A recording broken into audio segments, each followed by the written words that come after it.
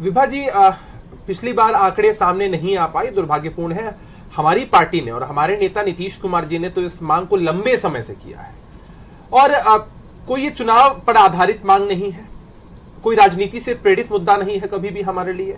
शुरू से हमारे आदरणीय नेता की यह सोच रही है कि जाति आधारित जनगणना होनी चाहिए। हम सब जानते हैं कि केंद्र की सरकार हो, प्रदेश की सरकार हो, जब किसी भी योजना को लागू करती है लोगों के बीच में, तो जो वंचित समाज के लोग हैं, पिछड़े समाज के लोग हैं, उन तक इन योजनाओं का लाभ पहुंच पाए, उसके लिए बेहद जरूरी होता है कि उनकी जाति किस वर्ग में आती है।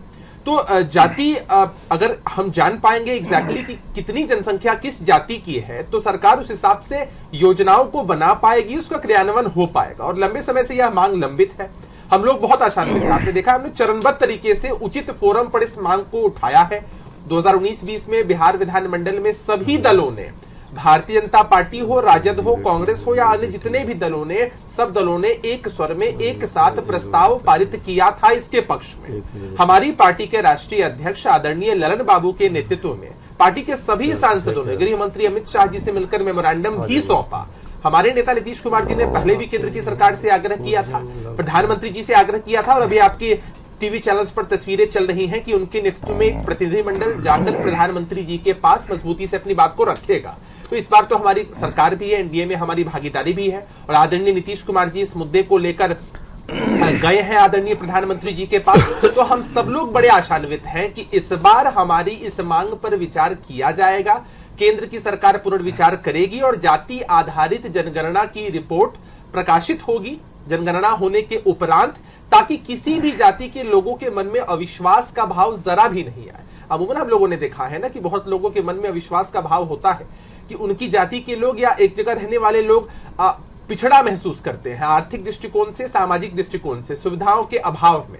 तो समानता लाने की हमारी जो पहल है उसी का ये एक स्टेप है कि जाति आधारित जनगणना अगर प्रकाशित 1931 में पिछली बार हुई थी विभाजी, एक लंबा अंतराल, एक लंबा समय हो चला, बिल्कुल 90 साल का एक लंबा अंतराल अभी तक आ चुका है। और विभाजी, मैं आपकी बात से सहमत हूं और मुझे लगता है कि हर एक राजनीतिक दल चाहता है कि ये जो जाति आधारित प्रथा है इन सबसे हम आगे बढ़े। विकास की रफ्तार देश में बढ़ रही है, बिहार में बढ़ रही है और ये चीजें और आगे चलती चली जाए। लेकिन आप देखिए कि मान लीजिए हम किसी आउटडेटेड डाटा के हिसाब से गवर्नमेंट की पॉलिसीज बनाते हैं। आप तो इस बात को मानती है ना कि केंद्र की सरकार, राज्य की सरकार जब पॉलिसीज का निर्माण करती है तो आज भी हम उस आउटडेटेड कास्ट सेंसस रिपोर्ट जो कि 1931 में प्रकाशित हुई थी उसके आधार पर चीजों को करते हैं। और आप जानिए कि अब हम अगर देश की बात करें तो हजारों की तादाद में जातियां और उपजातियां हैं। जब तक हम उनकी संख्या नहीं जान पाएंगे, किसी भी बीमारी को ठीक करने के लिए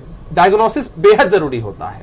एक डॉक्टर के पास भी जब हम जाते हैं ना तो डॉक्टर हमसे हर एक चीज बारीकी से पूछते और जानने की कोशिश करते हैं।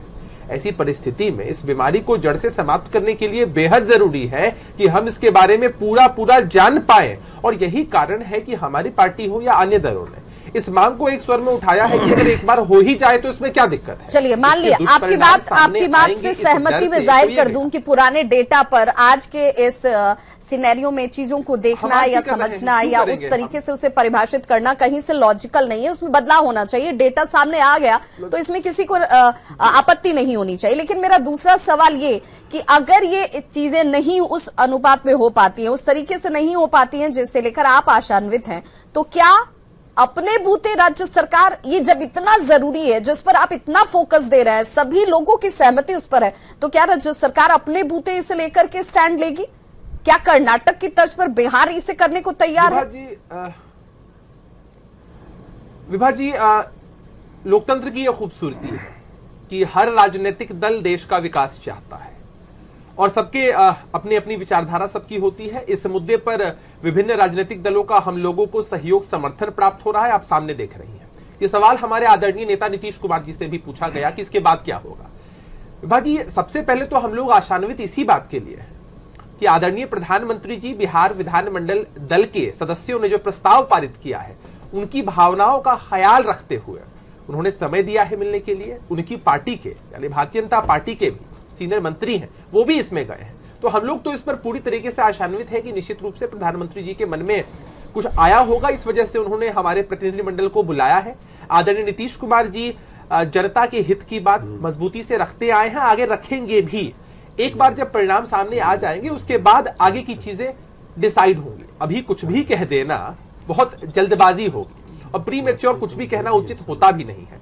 हम लोग सही समय का इंतजार कर रहे हैं। हम लोगों ने हमेशा धैर्य का परिचय दिया है इस पूरे मामले को लेकर, हमेशा केंद्र की सरकार से आग्रह किया है, चाहे किसी की भी सरकार हो। इस मुद्दे का कोई राजनीतिकरण करने का प्रयास हमारी पार्टी की तरफ से कम कभी नहीं हुआ है।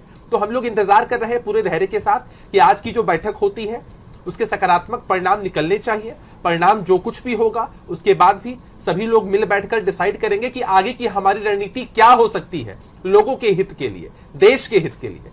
लेकिन मुझे लगता है कि इन सब की नौबत नहीं आएगी। मैं जिम्मेदारी पूर्वक आपको कहना चाहता हूं, आदरणीय प्रधानमंत्री जी ने देश के लिए इतना कुछ किया है, मजबूती से सरकार भी चल रही है, तो उनके मन में देश की जनता के लिए जो प्रेम है या देश की जनता के लिए जो समर्पण है उसके सकारात्मक परिणाम ही आएंगे। हमें ज्यादा चिंता करने की जरूरत नहीं पड़ेगी। चलिए, ज्यादा चिंता करने की जरूरत नहीं है, सकारात्मक ही परिणाम आएंगे। अगर बातचीत की शुरुआत हुई है तो वो सकारात्मक ही हो, और जब बिहार के हित की बात होगी तो क्या बातचीत से ही तो होता है ना। बड़े बड़े मसले बातचीत से सुलझ जाते हैं, बड़े बड़े मसले बातचीत से सुलझ जाते हैं।